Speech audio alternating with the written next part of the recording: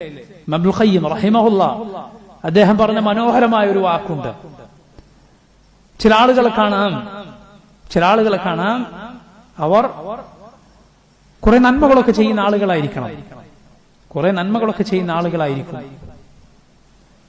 പക്ഷേ നന്മ കൽപ്പിക്കുക, തിന്മ വിരോധിക്കുക,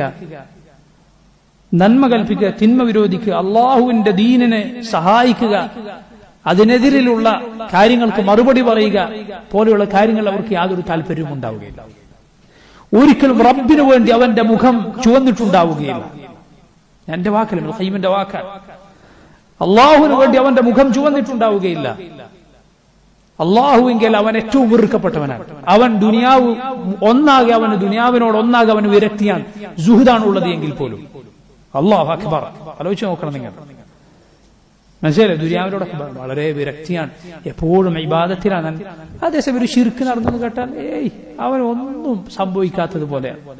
അവന്റെ മുഖത്തൊരു ഭാവവ്യത്യാസമില്ല. ശിർക്ക് ബിദ്അത്തുകൾ നടന്നാൽ അവന് ഒന്നുമില്ല, യാതൊരു കുഴപ്പമില്ല. ഇബ്നുൽ ഖയ്യിം റഹിമഹുല്ലാഹ് അദ്ദേഹം പറഞ്ഞത് കാണാം, അസ്ഹാബുൽ കബായിർ, വൻ പാപങ്ങളുടെ ആളുകൾ, അവരെക്കാൾ മോശക്കാരാണ് ഇവർ എന്ന്. ലാ ഹൗല വലാ ഖുവത ഇല്ലാ ബില്ലാഹ്. വൻ പാപങ്ങൾ ചെയ്യുന്നവരെക്കാൾ മോശക്കാരാണ് ഇവർ എന്ന് ഇബ്നുൽ ഖയ്യിം റഹിമഹുല്ലാഹ് അദ്ദേഹം പറഞ്ഞത് കാണാം.